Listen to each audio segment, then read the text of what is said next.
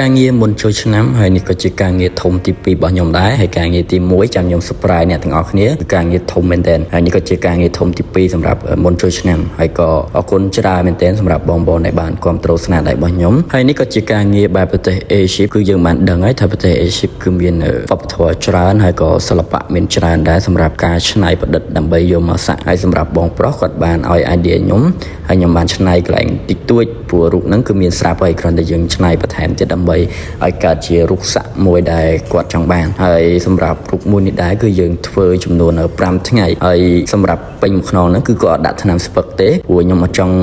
recommend ឲ្យភ្ញៀវគាត់ប្រើថ្នាំស្ពឹកហើយសម្រាប់ខ្នងគាត់គឺជាលឿនមែនទែនតែ3ថ្ងៃទេគឺចាប់ដើមលបកមកហ្មងហើយការលបកក៏អូខេដែរគឺលបកស្ដើងមែនទែនហើយការលបកស្ដើងហ្នឹងគឺបញ្ជាក់ពីការសាក់របស់យើងគឺលបកមកអត់មានតបៅឬក៏មានបញ្ហាដែលធ្វើឲ្យប៉ះពាល់ដល់ស្បែករបស់យើងទេហើយក៏អរគុណច្រើនមែនទែនសម្រាប់បងប្រុសដែលគាត់បានមកពីប្រទេសអាមេរិកគាត់មកធ្វើចំនួន5ថ្ងៃហើយគាត់ធ្វើហើយគឺគាត់បានហោះឡើងទៅវិញអរគុណច្រើនមែនទែនហើយក៏អរគុណច្រើនពីខ្ញុំបាទជាងស្មៅយើងជួបគ្នានៅវីដេអូក្រោយៗទៀតហើយខ្ញុំនឹង surprise អ្នកទាំងអស់គ្នានៅរូបពេញមួយជើងមួយទៀតហើយចាំមើលតើរូបហ្នឹងជារូបអីគេអរគុណច្រើនពីខ្ញុំបាទជាងស្មៅជួបគ្នានៅវីដេអូក្រោយៗទៀតបាទអរគុណ